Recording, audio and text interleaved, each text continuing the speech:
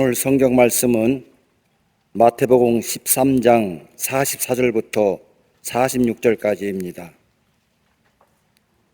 천국은 마치 밭에 감추인 보화와 같으니 사람이 이를 발견한 후 숨겨두고 기뻐하며 돌아가서 자기의 소유를 다 팔아 그 밭을 사느니라. 또 천국은 마치 좋은 진주를 구하는 장사와 같으니 극히 값진 진주 하나를 발견하며 가서 자기 소유를 다 팔아 그 진주를 사느니라. 아멘.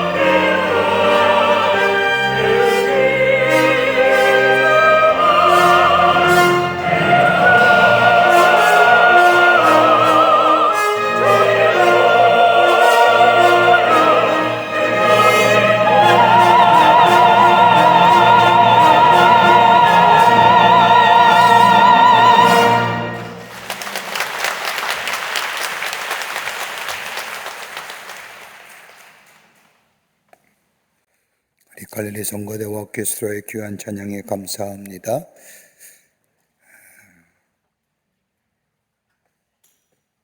인간이면 누구나 가지고 있는 것이 있다고 하면 인간의 마음속에 욕구라는 겁니다. 인간이 누구나 가지고 있는 욕구는 그 자체가 부정적인 거나 나쁜 것은 전혀 아닙니다.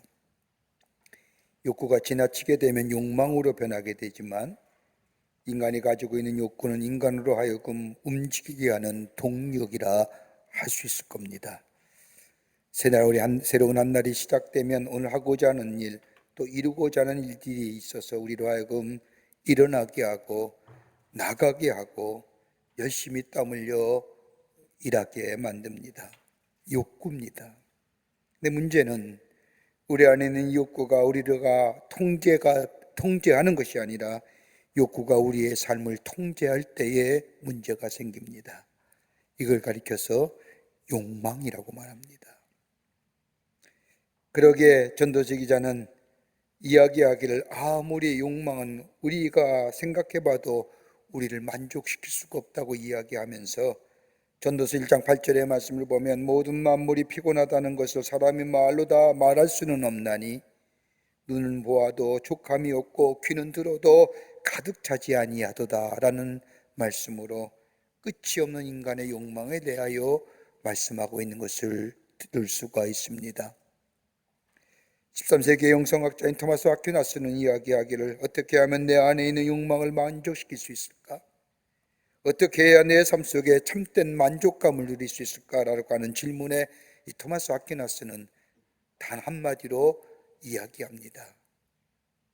모든 것을 다 가질 때야만이 가능하다. 모든 것을 다 경험해 봐야 만족할 수 있고, 모든 것을 다 먹어보아야만이 만족할 수 있으며, 원하는 상대와 교제를 다 해보아야만이 만족할 수 있으며, 모든 것을 다 소유해 보아야만이 만족할 수 있다고 말합니다. 그러면서 그런데 문제는 불가능하다는 거다.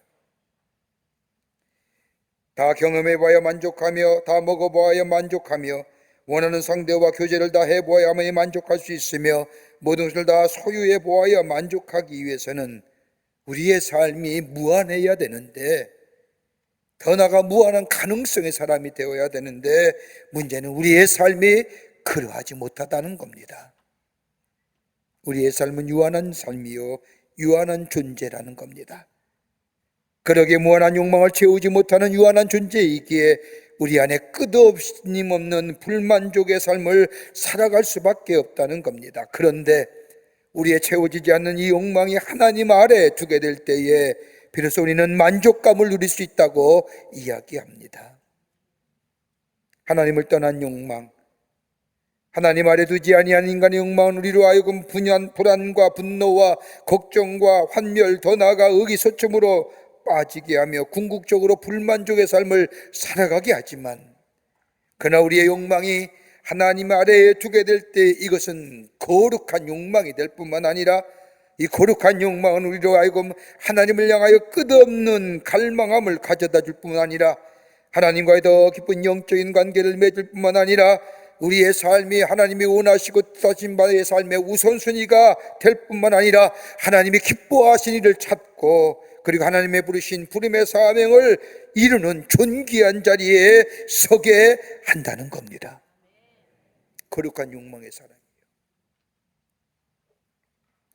그리고 궁극적으로 희락과 화평과 의로움이 있는 하나님 나라의 백성의 삶을 살아가게 한다는 겁니다. 여러분, 오늘 읽는 본문의 말씀을 보면 예수님께서 비유로 우리에게 가르치신 하나님 나라에 관한 말씀입니다. 특별히 마태복음 13장의 말씀을 가만히 읽어보면 하나님 나라에 관한 비유의 말씀으로 가득 차 있음을 읽을 수가 있습니다. 그 가운데 오늘 우리가 함께 읽은 감추어진 보화의 비유와 진주에 관한 비유의 말씀은 하나님 나라가 어떤 나라인가, 그것을 어떻게 소유할 수 있을까, 그 소유한 사람의 삶의 모습은 어떤 사람의 모습일까라는 것을 우리에게 비유로 명확하고 구체적으로 말씀해 주십니다. 성경에 나온 하나님의 나라는 다름이 아니라 예수가 계신 곳을 말하며, 좀 더 나아가 예수께서 말씀하신 진리는 곧 그리스도 예수에 관한 말씀이고, 곧 이것이 예수의 말씀이 곧 하나님 나라 그 자체가 된다는 겁니다. 다른 말로 말하면 예수 그리스도가 복음이요, 이 복음에 임하는 곳에 하나님 나라가 임하는 것이요, 많은 사람의 진리이신 예수를 믿고 증거되는 것이 하나님 나라의 확장성이요, 예수를 받아들인다는 것, 곧 믿는다는 것은 하나님 나라에 들어간다는 말씀입니다. 그러기에 예수 고신 것이 곧 하나님 나라입니다. 오늘 함께 읽은 본문의 말씀을 보면 밭에서 일하는 농부가 어느 날 밭을 갈다 보니 쟁기에 무엇인가 부딪히며 이상한 소리를 냅니다. 그래서 밭을 봐보니 그 밭에 아주 놀라운 보물상자가 있는 겁니다. 은행이 없었던 고대 중동 지방에서는 은행 대신에 자신의 귀중한 물건들을 우리나라로 말하자면 저 항아리나 그 밖의 것들 속에 넣어서 땅속에 감추어 두는 것이 의례적인 관습이요 습관이었습니다. 그런데 재미있는 사실은 그 당시에 유대인의 법에 의하면 찾는 사람이 주인이 된다는 겁니다. 보물상자를 발견한 이 농부는 보물상자를 일단 감추놓고 가서 자신의 소유를 다 팔아서 그 보물이 묻혀있는 밭 전체를 샀다는 것이 오늘 본문의 말씀의 비유의 말씀입니다. 어떤 사람들은 이 예수님의 비유를 들어 어찌 그러할 수 있느냐, 보물이 묻혀있는 땅이라면 당연히 주인에게 알려야 되지 않느냐 하면서 윤리적이고 도덕적인 차원을 말하지만은 이 당시의 관례에 의하면 찾는 자가 바로 주인이기에 이 보물을 찾는 자가 자신의 소유를 다 팔아 그 보물이 묻혀있는 밭을 다 사서 자기의 소유를 삼았다는 겁니다. 예수님이 이 비유의 말씀을 하신 이유가 어디 있을까요?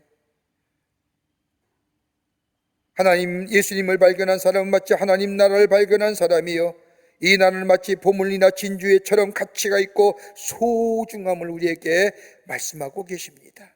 하나님 나라가 임할 때에 하나님 나라를 소유한 자가, 여러분, 우리는 아무리 둘러봐도 우리의 삶의 기쁨과 감사와 감격에 찾을 길이 없는 거예요. 더더구나 지금 같은 시대에 아무리 돌아봐도 내게 감사함과 감격과 기쁨을 가져다 즐거움을 가져줄 것이 하나도. 인간의 삶에는 기쁨이 있어야 되며 감사와 감격이 있어야 되며 즐거움이 있어야 될 터인데 아무리 찾아봐도 찾을 수 없는 이 시대, 어디서 우리에게 감사와 기쁨, 이걸 우리의 삶의 에너지가 되어 우리의 삶의 동력으로 삼고 새로운 미래를 향하여 나아갈 수 있는 힘의 근거 어디서 발견할 수 있을까요? 오늘 본문의 말씀은 예수님의 하나님 나라의 비유를 통하여 우리에게 귀한 영적인 교훈과 함께 은혜를 그리고 도전을 허락해 주십니다. 함께 말씀을 나누며 은혜 받기를 원합니다. 첫째는 참된 기쁨은 예수 안에 있습니다. 오늘 읽은 본문 말씀 44절의 말씀을 보면 천국 마치 밭에 있는 감추인 보화와 같으니 사람의 일을 발견한 후에 숨겨두고 기뻐하며 라고 말합니다. 감추어진 보화를 발견한 기쁨, 저 밭을 갈다가 소리나는 쟁소리 나는 곳에 파보니 보화를 발견한 이 기쁨, 여기서 보화란 다름이 아니라 예수 그리스도를 말씀을 한 것이고 보화를 발견한 사람은 이를 기뻐했다는 겁니다. 여러분, 그리스도인의 삶이 세상의 사람과 다른 차이점이 무엇일까요? 여러분, 예수 믿는다는 게 어떤 의미가 있을까요? 데살로니가전서 5장 16절의 말씀을 보면 우리에게 말씀하시기를 항상 기뻐하라고 말씀하십니다. 사람들은 이 기쁨의 원인들을 물질이나 그 밖의 것들을 통하여 얻으려고 하지만은 이 기쁨은 영원한 기쁨이 되지 못합니다. 데살로니가 교회를 향하여 편지한 항상 기뻐하라고 하신 다름이 아니라 예수 안에 있는 기쁨, 예수와 함께 누리는 기쁨. 여러분, 예수 믿는 분은 어떤 기쁨이 우리 가운데 임할까요? 다름이 아니라 우리 안에 죄사함의 기쁨이 있습니다. 구원의 기쁨이 있습니다. 감격함의 역사가 있습니다. 여러분, 프랑스의 사회학자인 장 보드라 야르라고 하는 사람은 이야기하기를 서구사의 가장 큰 문제는 하나님 없이도 살 수 있는 인간의 지식이나 인간의 지혜, 과학, 기술, 이 문제가 아니라, 더 나아가 하나님 없다고 말하는 무신론의 문제가 아니라 보편적으로 저들의 삶 속에 자리 잡고 있는 기독교의 문화가, 기독교적인 문화가, 삶의 문화가 쇼핑의 문화로 바뀐다는 게 문제라고. 구원받은 기쁨, 그리스도 안에서 사는 기쁨, 이것보다는 서구에서는 지금 소비하면서 삶의 의미를 얻을 뿐만 아니라 삶의 정체성을 얻고 있다고 얘기하는 겁니다. 그러면서 이야기하기를, 인정하기 싫지만 내가 사는 것이 곧 나다라고 얘기합니다. 여기서 산다는 게 어떤 의미일까요? living, 이 얘기하는 거 아니에요. buying 하는 거. 사는 것이 곧 나예요. 내가 무엇인가 물건이나 가방에 사는 것이 나라는 존재를 증명한다는 겁니다. 이러한 쇼핑의 사회가 서구 사회를 함몰시켜 간다는 겁니다. 삶의 의미나 목적이나 새로운 인간의 창조성이나 이런 것보다는 지금 삶에 얼마나 누리고 사느냐, 이것으로 잠시의 찰나의 기쁨을 사는 것에 더 많은 관심을 가지고 있다는 겁니다. 우리는 안 그런가요? 우리는 거룩한 주일에 와서 예배를 드리지만 여러분, 지금도 쇼핑몰에는 미어 터지죠. 얼마나 그렇게 사람이 많은지. 경제학자들은 글로벌 경제 시스템을 가리켜서 피라미드 모양으로 이야기한답니다. 부의 피라미드. 그것을 보면 피라미드 맨 꼭대기에 0.7%의 사람이요, 세계 인류의 부의 45.9%를 가지고 있다. 0.7%의 사람이 전 세계의 45%가 넘는 부를 가지고 있고요. 그리고 맨 아래 피라미드 마지막에 맨 아래에 약 70%가 되는, 전 세계 사람의 70% 되는 사람이 세계의 부의 2.7%만이 가지고 있다.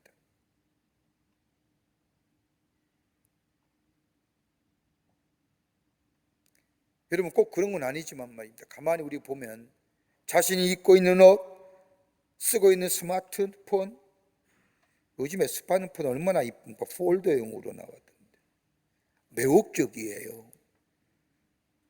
바꾸고 싶어도 못 바꿔요. 청약 기간이 남았기 때문에, 약정이 남았기 때문에 못 바꾸잖아요. 그런데도 약정을 무시하자고 유혹하잖아요.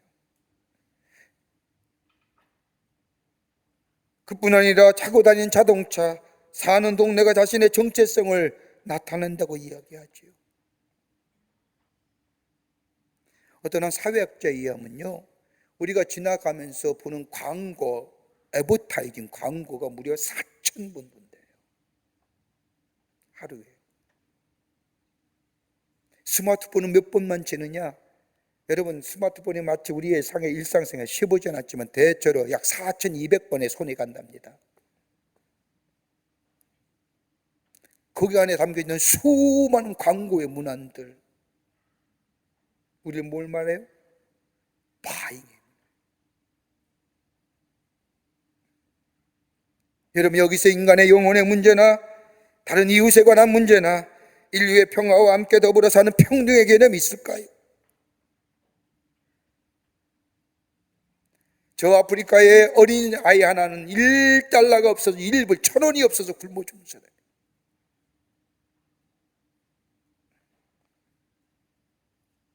이기적인 욕심으로 인한 자기 삶의 만족만 있는 건 아닌지요. 여러분, 그런데 문제는 뭐예요? 이건 영원하지 않은 거예요. 언젠가는 사라질 것들이라는 거예요. 가끔 가다가 이렇게 홈쇼핑에 이렇게 쇼핑하는, 선전하는 거 가만히 들어보면 옷 선전 같은 것들 가만히 봅니다. 근데 옷을 선전하면서 입어봐요. 이렇게 땡겨봐요.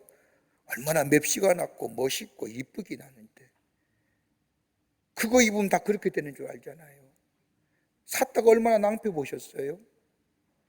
사는 것은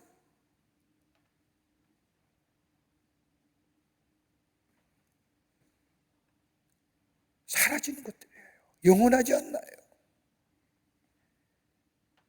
근데 인간에게서 가장 큰 모종의 삶의 문제가 어떤 걸까요?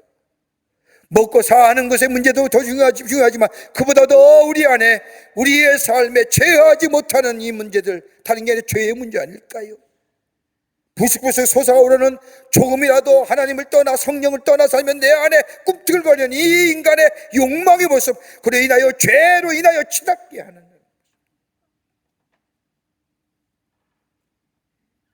영혼의 갈급함을 해결해 주거나 갈증을 해소하는 세상에 있나요?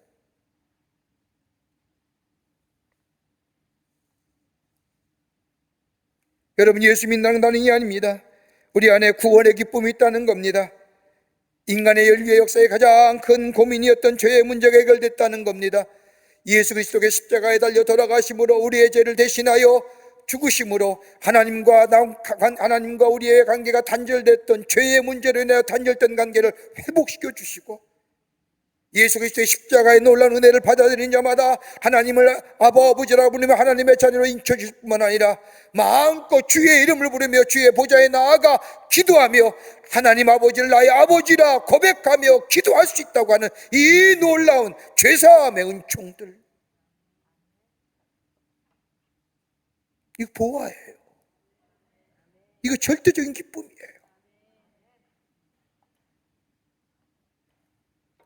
뿐만 아니라 하나님이 내 편이 되어주실 뿐만 아니라 하나님이 나와 함께 하실 뿐만 아니라 내가 기가 막힌 구렁이와 저 웅덩이에 빠진다 할지라도 우리의 선한 목자가 되시는 예수님이 붙잡아 주시고 일으켜 주실 뿐만 아니라 내가 저 사망의 음침한 골짜기를 달릴지라도 해받음을 두려워하지 않을 것은 주께서 나와 함께 하신다는 고백처럼 우리의 예수님의 임마누엘로 우리와 함께 하시는 삶, 여러분 이거 보화 아닙니까? 이따가 사라질 것이 아니라 영원하시고 알파가 되시고 오메가 되신 우리 예수님께서 오늘 우리의 삶 속에 함께 하시는 삶, 그보다 더 귀한 것은 저 약속된 미래가 있다는 사실 아닙니까? 내가 예수를 믿는 순간, 예수님이 이 땅에 오시는 순간 하나님 나라가 도래했고 예수 안에 있을 때 하나님 나라 안에 사는 삶, 거기에 의의가 있고 희락이 있고 화평이 있을 뿐만 아니라 예수가 안에 살다가 주님이 나의 생명 부르시는 날 저 영원한 나라에 가, 저 천국에 들어가 주님과 함께 영원히 사는 저 하나님 나라가 우리 안에 소망 가운데 있다는 것, 여러분 이게 보아 아니고 뭡니까?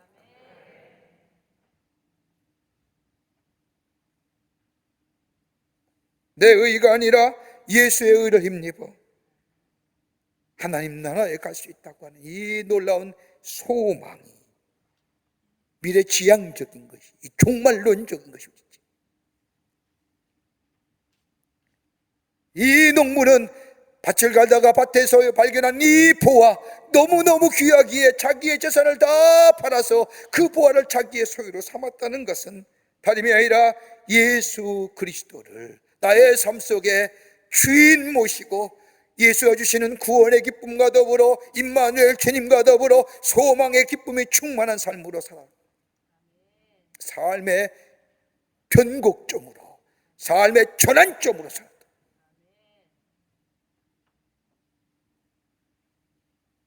그러게 바울은 고린도후서 4장 7절 말씀에 우리가 이 보배를 질그릇에 가졌으니 이는 능력의 심히 큰 것이 하나님께 있고 우리에게 있지 아니함을 알게 하려 함이라.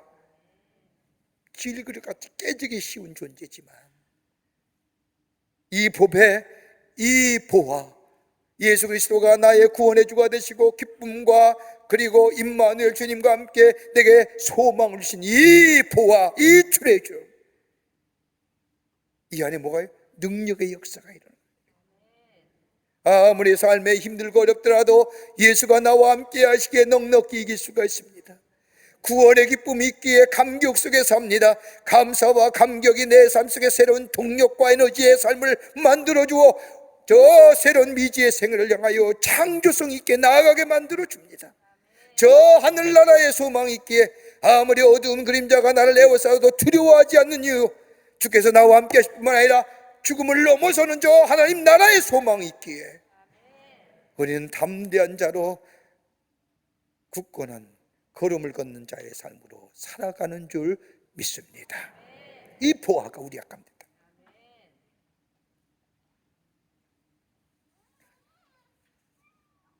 두 번째는 보화를 간직할 만한 희생이 있어야 한다는 겁니다. 오늘 44절과 46절에 나오는 44절에 감추어진 보화를 발견한 사람의 비유나 46절에 나오는 값진 진주의 비유를 보십시오. 같은 비유의 말씀이요, 같은 내용의 말씀이지만은 그러나 값진 진주를 발견한 사람이나 값진 보화를 발견한 사람이야 공통점이 있다면 자기의 소유를 다 팔아 그 보화 감춘 밭과 진주를 샀다는 겁니다. 어떤 학자는 44절의 말씀에 이 감추어진 보화, 우연히 발견한 이 비유의 말씀을 가지고 그저 예수 믿는다는 것에 대하여 이야기하면서 그저 편안히 잘 지내다가 생각 없이 살다가 아무런 갈등과 수고와 문제와 어려움 없이 살다가 예수 믿는 사람, 이런 사람의 얘기가 아니라고 얘기하는 사람도 있지만 여러분 예수님 안에서 우연이라는 게 있을까요? 하나님 안에서 우연이 있을까요? 말씀으로 세상을 창조하신 하나님, 우리의 머리털 뭐가 세신받으신 우리 하나님, 여러분 우리의 모든 것을 알고 계신 하나님이 우리의 삶 가운데 우연이라는 게 있을까요? 저 이스라엘 백성이 가나안 땅에 들어가기 위해서 열흘 길이면 갈 수 있는 길을 40년 동안 광야를 헤매게 다니고 그 우연일까요? 여러분 하나님의 역사 안에서는 우연이라는 게 없습니다. 하나님의 계획한 바가 있고 하나님의 뜻하신 바가 있고, 여러분 비록 우리의 삶 속에 고난과 어려움이 역경과 환난이 있다도 하나님의 뜻하신 바와 하나님의 계획하신 바가 있다는 것, 우연이 아니에요. 46절에 나온 진주의 비유를 보면 진주를 발견한 사람은 열심히 진리를 찾아 헤매다가 발견한 사람들입니다. 우연히 발견한 사람, 헤매다가 발견한 사람, 기대하며 다니다가 발견한 사람, 여러분 이 두 사람의 공통점은 다른 것이 아니라 이 귀한 보화를 발견했을 때에 자신의 가진 것들을 다 팔아서 그 것들, 그 보화를 자신의 것으로 만들었다는 겁니다. 다른 말로 말하면 구체화했고 실제화했고 열매화했다는 거예요. 여러분 우리가 얻은 이 구원의 놀라운 은혜와 하나님 자녀의 백성됨에 거저 아무런 의미 없이 그냥 쉽게 얻어진 겁니다. 아니에요. 예수님이 우리의 죄를 위하여 십자가에 달려 돌아가시는 이 대속의 죽음으로 인하여 우리에게 값없이 주신 은혜, 대가가 치워진 은혜라고 합니다.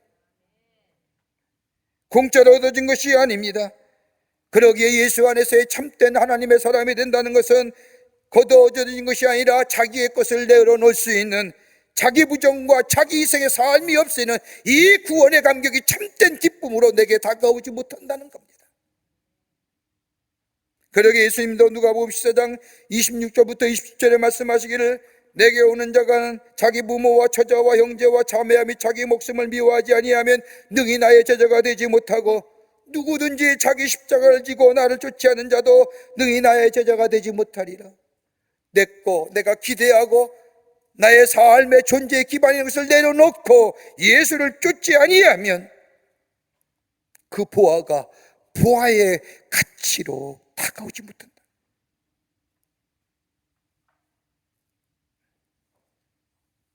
내 것을 내려놔야 합니다. 내 오만과 내 아집과 나를 만들어줬던 자신의 교만함과 세상적인 것들, 여러분 이거 가만히 보면 내려놓기 쉽지 않은 것들이에요.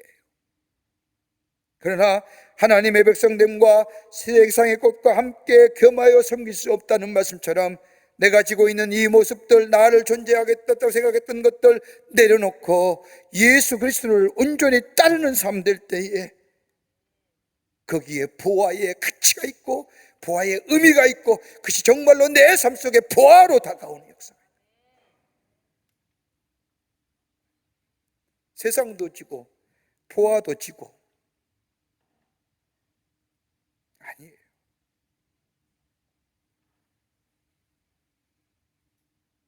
창세기 22장의 말씀을 보면 아브라함이 이삭을 하나님께 드리는 장면이 나옵니다. 25년 만에 얻어진 자녀, 하나님의 약속하신 자녀, 그 자녀를 얻기 위해서 얼마나 인고의 세월을 보냈습니까? 얼마나 방황도 했습니까? 그 인고의 세월이 흐른 뒤에 얻은 이삭, 그런데 하나님이 어느 날 그 이삭을 하나님께 번제물로 드리라고 말씀하십니다. 참담한 경우가 어디 있을까요? 그러나 아브라함은 이삭을 데리고 3일 길을 건너 저 하나님의 지시한 모리아 땅에 나아갑니다. 그리고 종들을 들여몰리고 저 아들 이삭에게 그 제물을 태울 장작을 등에 짙게 매고 나무를 매게 하고 저 모리아 산으로 올라가지요. 그 심정이 어땠을까요? 그렇게 믿었는데, 이 아들 통하여 하나님의 약속의 성취가 이루어질 것이라고 내가 믿었는데, 그래서 하나님이 25년 100세 된 우리 아내 사라를 통해서 태어난 아들인데 하나님이 번제물로 드려라. 번제가 어떤 겁니까? 그냥 드리는 게 아니에요. 완전히 죄로 해서 완전하게 다 소진하여 드리는 게 번제. 그 죽음의 아들의 죽음을 목도해야 할 그 자리, 그렇게 믿었고 의지했던 그 아들을 바치라고 하는 이 하나님 말씀에 아브라함은 아무 말하지 아니하고 올라갔지요. 올라가면서 나무도 있고 다 있는데 재물은 어디 있습니까? 라고 하는 이 아들 이삭의 말에 아브라함 마음이 미어지잖아요. 아들을 제단 위에 놓고 죽이려 할 때에 하나님께서 멈추게 하시고 가시덤불에 걸린 수양을 보게 하셔서 수양을 제물로 드리지요. 하나님 그 믿음을 보시고 아브라함 뭐예요? 믿음의 사람, 믿음으로 의롭다 여기게 하시고 믿음의 사람이요 축복의 조상.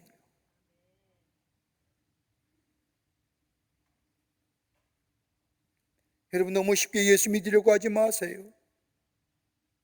기독교의 복음 값싼 복음이 아닙니다. 값비싼 복음입니다. 근데 너무 싸게 믿으려고 하지 않습니까? 믿기는 쉬울지 모르지만 따르기는 어려운 것이 우리 기독교입니다. 내가 믿고 따르려고 하니까 쉽게 넘어지고 시험 드는 겁니다. 그러나 하나님의 영인, 내 그리스도의 영인, 이 성령이 내 안에 껴 나의 삶을 이끌어줄 때에 우리는 온전한 예수의 자녀의 삶으로 살아갈 수가 있습니다. 여기에 열매가 맺어지고 열리기에 하나님이 주시는 충성한 축복의 역사, 보화를 간직한 기쁨의 역사가 우리 가운데 있게 됩니다. 내 것 내려놓을 줄 아는 자기 부정의 삶, 예수 그리스도 앞에 나를 희생할 줄 아는 삶, 그때의 보화의 가치는 가치로 우리에게 다가옵니다. 끝으로 예기치 못한 곳에서 발견한 보화입니다. 오늘 본문의 말씀을 보십시오. 오늘 본문에 나오는 감춰진 보화의 비유의 말씀과 진주를 찾는 비유의 말씀에는 같으면서도 다른 것이 하나 있습니다. 다른 점은 감춰진 보화의 비유의 말씀은 전혀 기대하지 않았던 곳에 발견한 것이지만 진주는 찾는 비유, 기대하면서 찾다가 발견한 겁니다. 공통점이라고 한다면 내가 전혀 예기치 않았던 장소에 발견되었던 것이고 기대하지 않았던 시간에 충격적으로 다가오신 놀라운 은혜라고 하는 사실입니다. 여러분 예수 믿으면 어떻게 될까요? 많은 얘기하지만 한마디로 내가 경험하지 못한 은혜가 있잖아요. 내가 예수 믿기 전에 경험하지 못한 은혜가 내가 있잖아요. 예기치 못한 은혜. 여러분 이거 경험하고 이거 고백할 줄 알았어야 그리스도인이에요.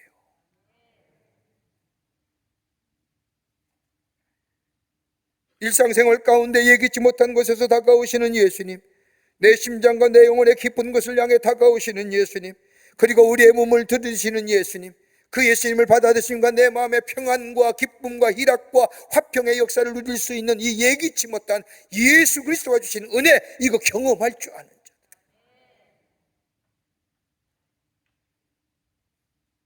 여러분 베데스다에 38년 된, 요한복음에 나온 베데스다의 목가에 38년 된 병자 보세요.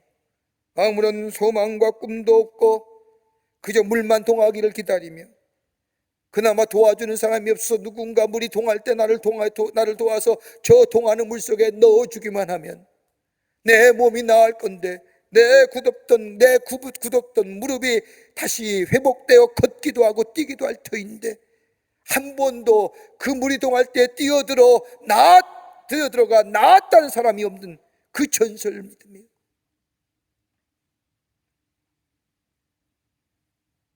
아무런 소망 없이 그저 기대감만 가졌던 이에게 예수님 찾아오셔서 저의 아픔과 저의 질병을 고쳐주시고 회복시켜 주시고 기쁨을 주셨던 예수님, 예기치 않은 곳에만 보아가 주는 기쁨이 그런 거예요.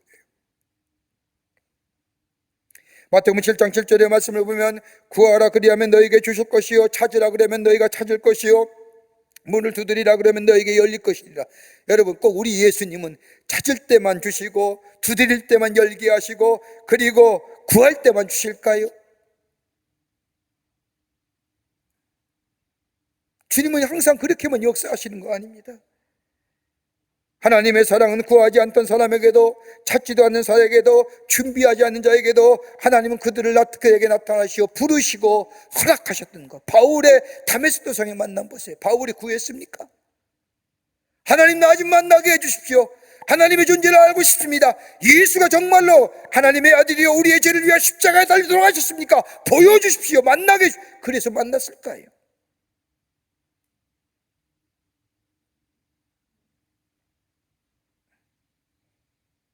구하진 않았지만, 찾진 않았지만, 두드리지 않았지만 내가 여기 있노라.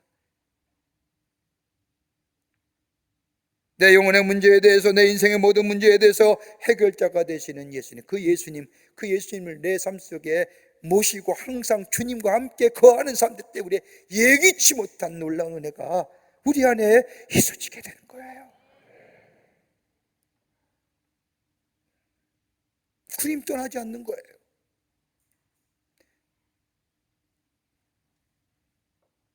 우리가 잘 아는 찬송가 가운데 주 예수보다도 귀한 것은 없네 라고 하는 찬송을 작곡한 조지 브리 쉐어라고 하는 분이 계십니다. 이 사람은 어렸을 때 예수를 믿었습니다. 주일학교 열심히 나갔습니다. 그런데 조금 세상에 유명해지고 돈도 벌고 그렇게 시작하면서 점점 이 사람 마음속에 예수님이 떠나가기 시작합니다. 그 예수님이 떠나간 마음속에 세상의 명예와 세상의 돈과 세상의 지위가 자리 잡습니다. 그런 시카고 방송국의 연출가였고 인기 절정의 가수였습니다. 예수님이 떠날 마음속에 돈이 자리 잡고 있고 명예와 지위가 자리 잡아 아무리 그것이 자신의 마음을 채워주지 못하는 거예요.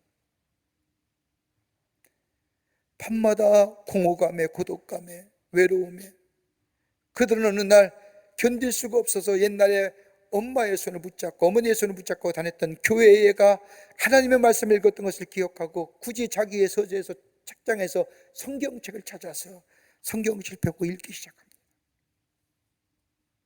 그렇 옛날에 어린 시절에 믿었던 예수님에 관한 추억과 향수, 그 마음에 되살아나기 시작하면서 그 다음 주에 교회에 갑니다. 하나님의 말씀을 들으며 예배 드리는데 그의 마음속에 벅찬 감격과 감동이 밀려오는 겁니다. 그러면서 그 자리에 은혜를 받고 고백하기를, 나는 이제 예수께 자신을 드리는 사람, 나를 드리는 사람으로 결단합니다.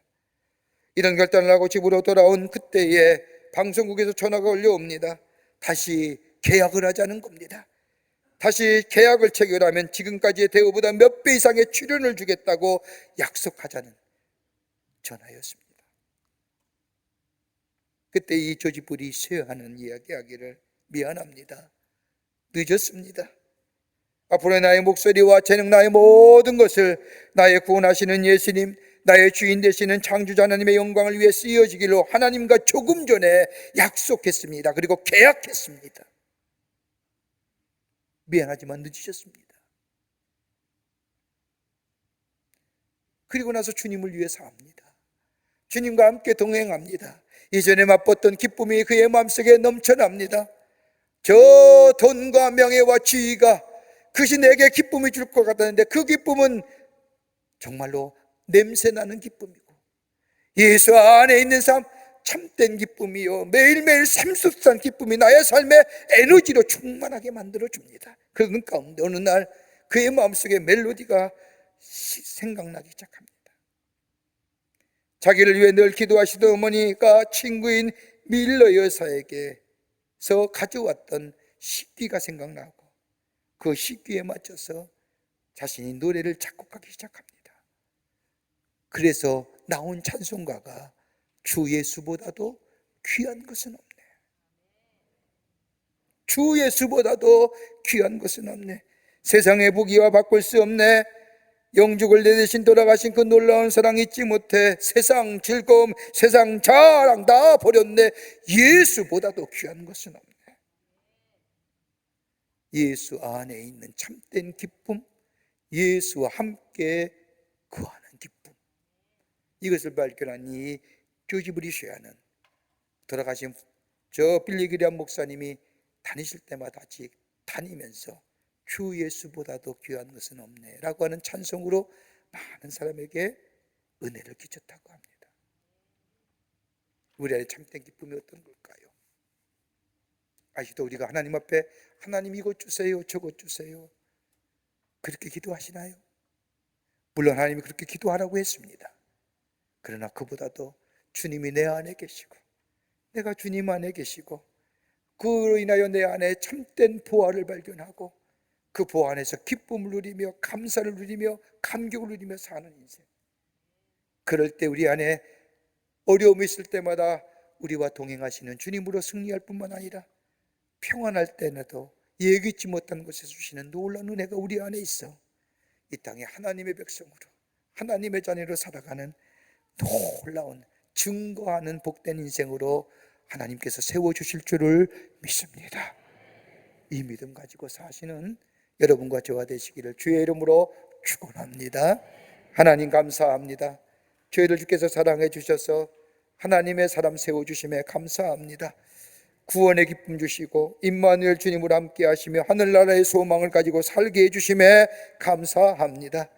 그런데 우리가 어렵고 힘들 때마다 우리 안에 임마누엘 주님으로 동행하셔서 이기게 하실 뿐만 아니라 평안할 때도 예기치 못한 기쁨으로 우리에게 다가오시는 그 주님, 그 보아 우리 마음속에 간직하고 그 주님과 함께 늘 살아감으로 하나님의 백성으로 주님을 증거하며 영화롭게 살아가는 저희들로 삼아 주시옵소서. 성령이 도우실 줄 믿으며 예수님의 이름으로 기도하옵나이다. 아멘.